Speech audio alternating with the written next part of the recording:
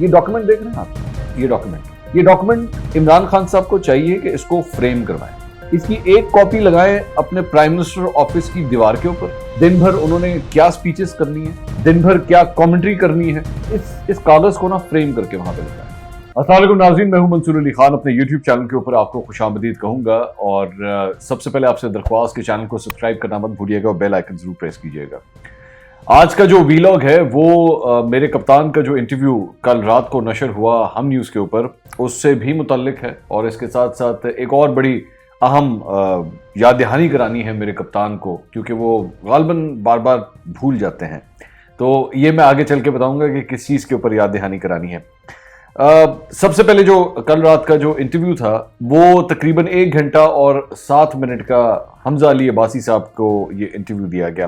اچھا, میں اس انٹرویو پہ کھل کے بات نہیں کر سکتا, میں اس کی آپ کو وجہ بتا دیتا ہوں.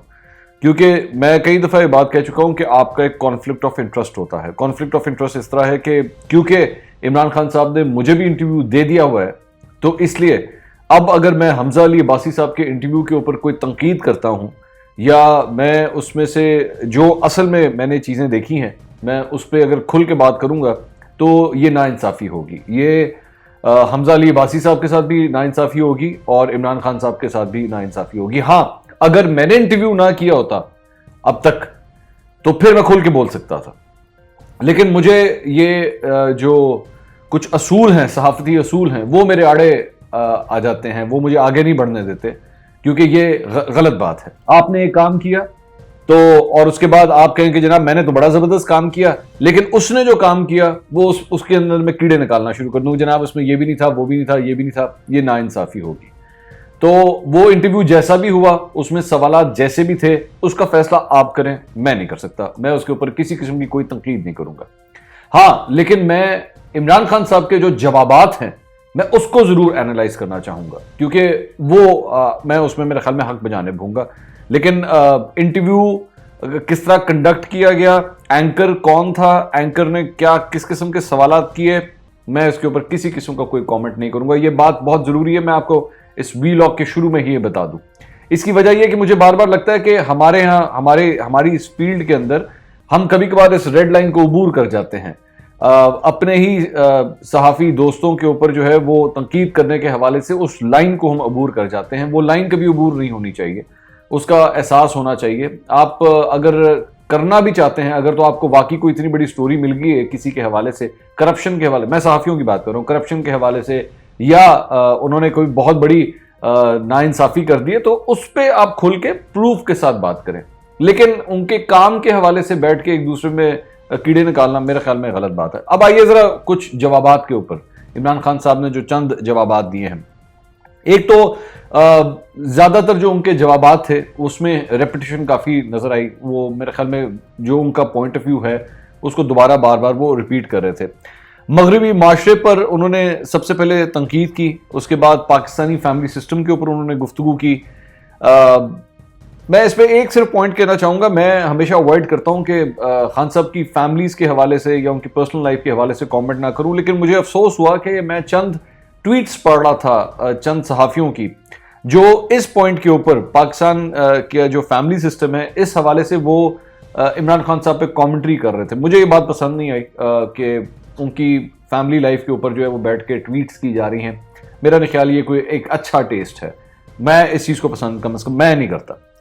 اس کے بعد مغربی معاشرے کے حوالے سے انہوں نے بات کی. اچھا, ایک بڑی امپورٹنٹ بات, انہوں نے ان صحافیوں کے اوپر تنقید کی کہ جی یہ لوگ چند لوگ جو ہیں وہ سپریم کورٹ گئے ہوئے ہیں, اسلام آباد ہائی کورٹ گئے ہوئے ہیں پٹیشن لے کے. اب ظاہری بات ہے, آپ جانتے ہیں کہ اس کے اندر ایک پٹیشنر میں بھی ہوں, تو اس لیے میرے خیال میں یہاں پہ ایک چھوٹا سا اپنا پوائنٹ آف ویو دینا جو ہے وہ بڑا ضروری ہے تاکہ ذرا معاملات کو کلیئر کر لیا جائے. انہوں نے کہا جناب یہ دیکھیں, یہ نواز شریف جو ہے وہ ایک کنوکٹڈ آدمی ہے اور یہ چاہتے ہیں کہ جی ان کو کھل کے بات کرنے دی جائے, اور اس وجہ سے یہ فریڈم آف سپیچ کی وجہ سے جو ہے یہ اسلام آباد ہائی کورٹ چلے گئے.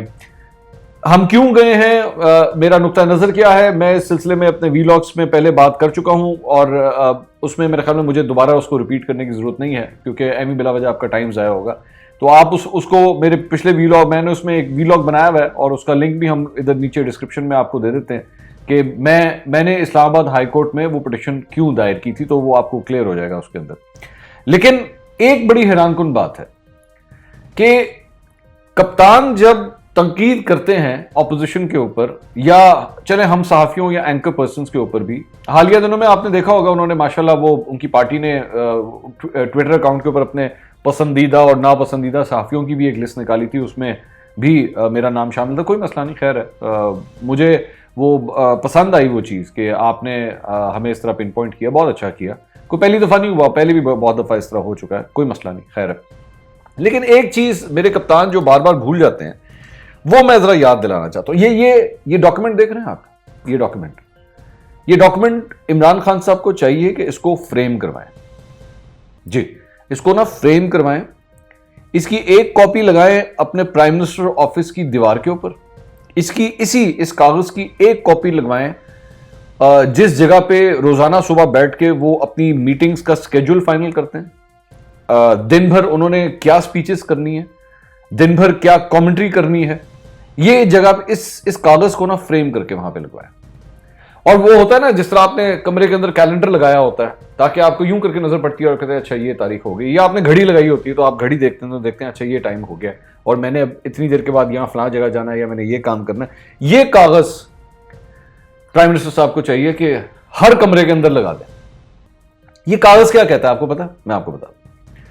یہ کاغذ جو ہے یہ جہانگیر خان ترین صاحب کا جو سپریم کورٹ کا فیصلہ تھا نا، اس کا صفحہ نمبر 79 اور 80 ہے. جی، اور یہ ڈاکومنٹ پتا کیا کہتا ہے؟ یہ ڈاکومنٹ کہتا ہے کہ جہانگیر خان ترین جو ہے انہوں نے اپنے ایسٹس ڈکلیریشن کے حوالے سے جھوٹ بولا.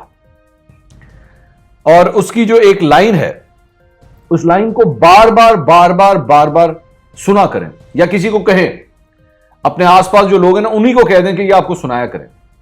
وہ کہتی ہے Consequently, on both the counts mentioned above, the respondent, یعنی کہ جہانگیر خان ترین, is declared not to be an honest person in terms of the constitutional provisions and the provisions of ROPA. Therefore, he ceases to be the member of parliament, having incurred the disqualification. Jahangir Khan ترین کے اس فیصلے کے اندر supreme court نے کہا تھا کہ آپ جھوٹے ہیں. اور عمران خان صاحب نے مجھے انٹرویو دیتے ہوئے، اب اس کا یہ کلپ سن لیجئے، مجھے انٹرویو دیتے ہوئے اس وقت جہانگیر خان ترین کے بارے میں کیا کہا تھا، سنیے گا ذرا. You being the head of Pakistan Tehreek Insaf, صرف مجھے یہ کہہ دیجئے کہ ترین صاحب اگر گلٹی ہوتے ہیں you will kick him out of the party. کوئی بھی، میں گلٹی ہوتا ہوں، جہانگیر ہوتے ہیں، کوئی ہماری پارٹی میں ہوتا ہے، ظاہر ہے کہ وہ باہر نکالے گا. جی، یہ فرما رہے ہیں کہ اگر جہانگیر خان ترین گلٹی ہوئے تو میں ہوں یا وہ ہو، وہ پارٹی میں نہیں رہے گا. اور اس کے بعد سے لے کے 2018 کے الیکشن تک جہانگیر خان ترین صرف پارٹی میں نہیں رہے، پارٹی کے تمام بڑے فیصلے وہ کرتے رہے. آپ نے کبھی ان کو نہیں کہا کہ جہانگیر خان ترین آپ نہیں بول سکتے، آپ چپ کر جائیں، آپ سزا یافتہ ہیں سپریم کورٹ سے. کہنا تھا نا آپ نے، اگر آپ کے اصول اتنے بلند تھے تو آپ کہتے اس وقت کہ نہیں جہانگیر خان ترین آپ نہیں بول سکتے، آپ کو سپریم کورٹ سے سزا ہو چکی ہے، آپ صرف پارٹی سے باہر نہیں نکلیں گے، آج کے بعد آپ ٹی وی پہ نہیں آ سکتے، آپ انٹرویوز نہیں دے سکتے، آپ کی کسی قسم کی ایکٹیویٹی نہیں ہو سکتی. آپ نے صرف جہانگیر خان ترین کو اپنے ہر معاملے میں پھر بھی رکھا. ٹھیک ہے، آپ نے 2018 کے پورے جو الیکشن کیمپین تھی وہ آپ نے جہانگیر خان ترین کے ساتھ بنائی. آپ نے صرف الیکشن جیتنے کے بعد جہانگیر خان ترین کو حکومتی معاملات کے اندر نہیں ڈالا، آپ نے ان کی جو کمپنیز تھی ان کو سبسڈی بھی دی. آپ کے سی ایم نے جہانگیر خان ترین کو سبسڈی دینے کے حوالے سے کہا کہ مجھے تو پتہ ہی نہیں، کہ مجھے یاد ہی نہیں کہ یہ سبسڈی چلی کس طرح کی. ٹھیک ہے، یہ وہی پنجاب کی کابینہ تھی، یہ وہی پنجاب اسمبلی تھی جس کو اسی جہانگیر خان ترین نے بیٹھ کے پورا بنایا تھا اپنے جہاز میں لوگوں کو بٹھا بٹھا.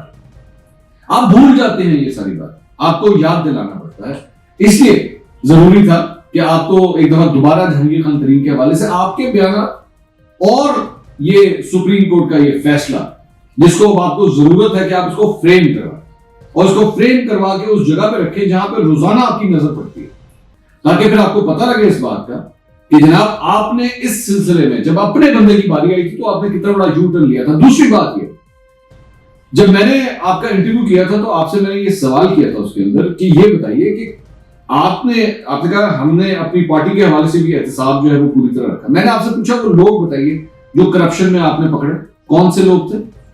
आपने मुझे नाम नहीं बताया, आप भूल गए शायद नाम बताना। आपसे मैंने फिरदौस आशिक अवान के हवाले से पूछा, आपने कहा उनके ऊपर करप्शन का कोई चार्ज नहीं, जबकि एक चैनल ने सबसे पहले रिपोर्ट किया था। मैं क्रेडिट देना चाहूंगा ARY को इस सिलसिले में। ARY ने सबसे पहले रिपोर्ट किया कि फिरदौस आशिक अवान के ऊपर करप्शन के चार्जेस हैं। अगर ऐसी बात नहीं थी तो फिरदौस आशिक अवान लेके जाए ना उस रिपोर्टर को कोर्ट के अंदर, कहें कि जनाब प्रूफ करें इस बात को। आप बताइए फिरदौस आशिक अवान से जो है वो आपने इस्तीफा क्यों लिया था उस वक्त? आपने उस मामले को सिर्फ रफा दफा कर दिया कि जनाब वो कुछ ऐसे इंफॉर्मेशन मिनिस्ट्री के बारे में कुछ मामला थे, किसी को कुछ पसंद नहीं। सिर्फ इस बात के ऊपर लोग फालिग हो जाते हैं आपकी गवर्नमेंट के अंदर। या तो उनके ऊपर करप्शन के चार्जेस थे या उनको छुपा दिया गया। खैर ये बात कितनी देर छुपेगी, जब आप हुकूमत में कभी नहीं होंगे तो ये जो भी एक्टिविटी हुई है फिरदौस आशिक अवान के पीछे तो मामला खुलेंगे। वो तो ये नहीं हो सकता कि वो बच जाएंगी, ऐसा तो नहीं होगा। और सोने पे सुहागा, आपने कहा कि जी लोगों के ऊपर जो है वो ऐसे चार्जेस होते हैं, लेकिन उनको बोलने, उनको फिर भी ये लोग चाहते हैं कि उनको बोले। आपने सिर्फ बोलने नहीं, आपने फिरदौस आशिक अवान को एक ऐसी जगह पे लाके बैठा दिया जिसका काम ही सिर्फ बोलना। एक ऐसी खातून के ऊपर जिनके ऊपर ये करप्शन के चार्जेस लगे, आपने उनको वो सीट दे दी इंफॉर्मेशन के हवाले से जिसका काम ही सिर्फ बोलना। तो कप्तान, आप मेरे कप्तान, आप 100 दफा आप अपने असूल वज़ा करें, आप उनको और बुलंद करें, लेकिन खुदारा जब भी इस तरह की बात करें, ये कागज गौर से ऊपर से लेकर नीचे तक पढ़ जरूर लिया करें, ताकि अगली दफा जब आप ऐसा कोई इंटरव्यू दें जो कल रात को आपने दिया है, तो ये कागज आपके जहन में बार बार चल रहा हो और उसके बाद आप जवाब दीजिए। और मैं यकीन से कह सकता हूं कि अगर आप इस कागज को बार बार पढ़ने के बाद बातें किया करेंगे तो फिर आपको भी पता लगेगा कि नहीं, मैंने यहां नहीं जाना, मैंने ये बात नहीं करनी, ये बात असूलों के खिलाफ। चैनल को सब्सक्राइब करना मत भूलिएगा और बेल आइकन पर जरूर प्रेस कीजिएगा, अपना फीडबैक जरूर दीजिएगा। अल्लाह हाफिज़।